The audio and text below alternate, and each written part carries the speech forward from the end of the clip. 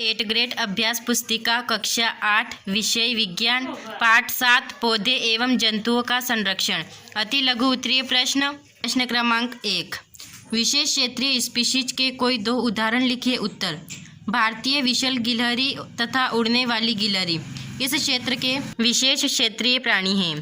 प्रश्न क्रमांक 2, वनोन्मूलन से आप क्या समझते हैं? उत्तर, वनोन्मूलन का अर्थ है वनों को समाप्त करने पर प्राप्त भूमि का अन्य कार्यों के लिए उपयोग करना, अर्थात वनों का समाप्त किया जाना वनोन्मूलन कहलाता है। प्रश्न क्रमांक 3, सूखा क्यों पड़ता है? उत्तर, पृथ्वी के ताप में वृद्धि से जलचक्र का सतत संतुलन बिगड़ता है और वर्षा दर में कमी आती है, जिसके कारण सूखा पड़ता है। प्रश्न क्रमांक 4, राष्ट्रीय उद्यान क्यों बनाए जाते हैं? उत्तर, राष्ट्रीय उद्यान वनस्पति जात, प्राणी जात, दृश्य भूमि तथा ऐतिहासिक वस्तुओं का संरक्षण करते हैं, इसलिए राष्ट्रीय उद्यान बनाए जाते हैं। लघु उत्तरीय प्रश्न। प्रश्न क्रमांक 5, जैव मंडल आरक्षित क्षेत्र क्यों बनाए गए हैं? कोई एक जैव मंडल आरक्षित क्षेत्र का नाम लिखिए। उत्तर, जैव विविधता के संरक्षण के उद्देश्य से जैव मंडल आरक्षित क्षेत्र बनाए जाते हैं।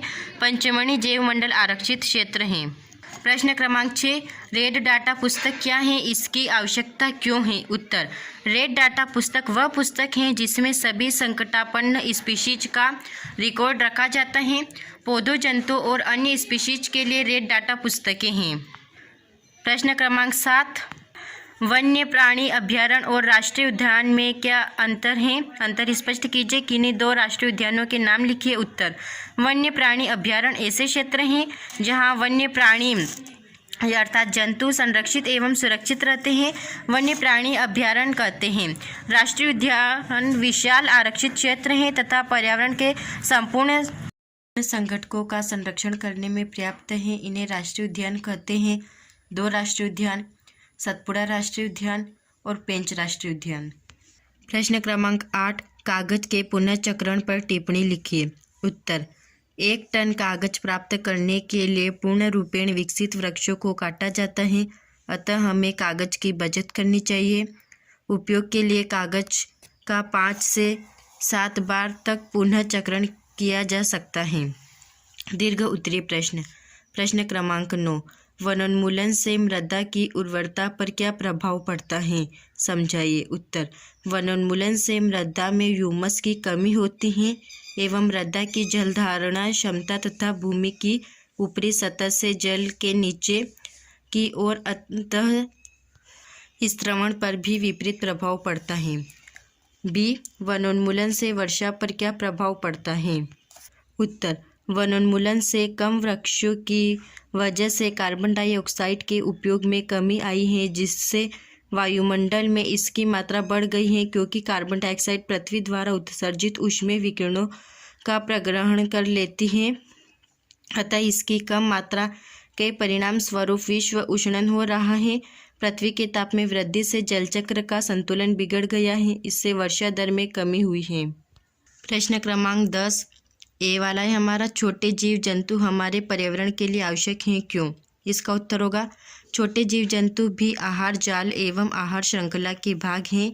ये आकार में छोटे होते हैं, परंतु परितंत्र में उनके योगदान को अनदेखा नहीं किया जा सकता है। बी वाला है, प्रोजेक्ट टाइगर अथवा बाघ परियोजना क्यों लागू की गई है? समझाइए। उत्तर, बाघों के संरक्षण हेतु प्रोजेक्ट टाइगर अथवा बाघ परियोजना लागू की गई है। इस परियोजना का उद्देश्य अपने देश में बाघों की उत्तरजीविका एवं संवर्धन करना है। प्रश्न क्रमांक 11, लगातार औद्योगिकरण बढ़ने के कारण वनों की अनवरत कटाई हो रही है। क्या इन परियोजनाओं में वृक्षों की कटाई हमारे पर्यावरण के लिए न्यायसंगत है? इस पर संक्षिप्त रिपोर्ट तैयार कीजिए। उत्तर, वनों की कटाई निम्न उद्देश्यों के लिए की जाती है। नंबर 1, कृषि के लिए भूमि प्राप्त करना। नंबर 2, घरों एवं कारखानों का निर्माण। नंबर 3, फर्नीचर बनाने एवं लकड़ी का ईंधन के रूप में उपयोग।